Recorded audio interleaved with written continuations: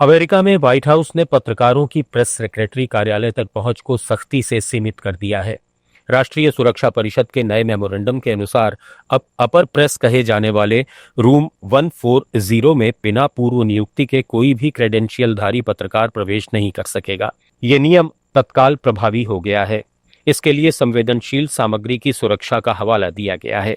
Oval office के निकट press secretary Karoline Leavitt और अन्य शीर्ष संचार अधिकारियों के कार्यालयों तक अब स्वतंत्र आवागमन पूरी तरह बंद हो गया है।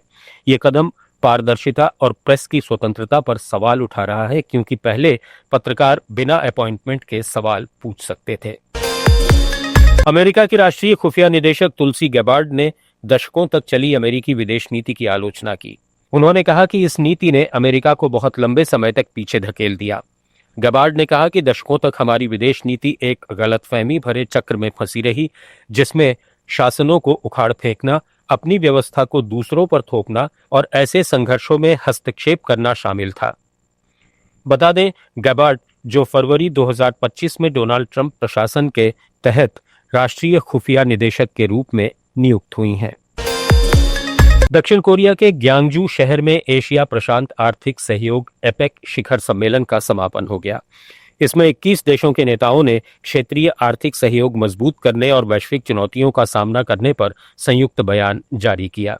ये 2 दिन का शिखर सम्मेलन अमेरिकी राष्ट्रपति डोनाल्ड ट्रंप और चीनी राष्ट्रपति शी जिनपिंग की बैठक से खासा प्रभावित रहा, जिसमें दोनों ने व्यापार युद्ध कम करने के लिए अस्थायी युद्ध विराम पर सहमति जताई, टैरिफ ट्रूस को 1 साल बढ़ाया, निर्यात नियंत्रणों को कम किया और अन्य व्यापार बाधाओं को ढीला किया। दुनिया भर में राहत की सांस ली गई है, क्योंकि अमेरिका चीन के बीच तनावपूर्ण व्यापार प्रतिस्पर्धा ने वैश्विक अर्थव्यवस्था को बुरी तरह प्रभावित किया था।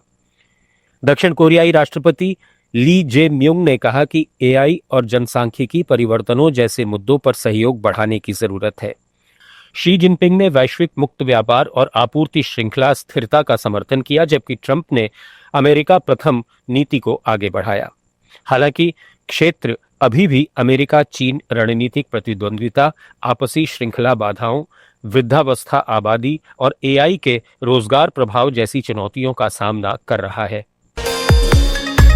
सूडान के अल फशर शहर में अर्धसैनिक बल रैपिड सपोर्ट फोर्सेस के कब्जे के बाद 60,000 से ज्यादा लोग पलायन कर चुके हैं, जबकि 1.5 लाख अभी भी फंसे हैं। 18 महीने की घेराबंदी, भुखमरी और बमबारी के बाद फोर्स ने शहर पर नियंत्रण किया, जिसके बाद सामूहिक हत्याएं, बलात्कार और मानवता के खिलाफ अपराधों की खबरें आईं। संयुक्त राष्ट्र शरणार्थी एजेंसी के अनुसार विस्थापित लोग तविला कस्बे की ओर भाग रहे हैं, जहां हर बच्चा कुपोषित है और कैंप भोजन की भारी कमी है। फोर्स ने जातीय हत्याओं के आरोपों से इनकार किया है, लेकिन सेना और फोर्स के बीच सत्ता संघर्ष जारी है। इस बीच जर्मनी, जॉर्डन और ब्रिटेन के विदेश मंत्रियों ने सूडान युद्ध में तत्काल युद्ध विराम की मांग की है। दारफूर के अल फशर शहर पर आरएसएफ के कब्जे के बाद स्थिति को उन्होंने विनाशकारी बताया। संयुक्त राष्ट्र ने चेतावनी दी है कि अर्धसैनिक बल ने शहर में लूटपाट की, एक अस्पताल में 450 से ज्यादा लोगों की हत्या की, जातीय आधार पर नागरिकों को निशाना बनाया और यौन उत्पीड़न किया।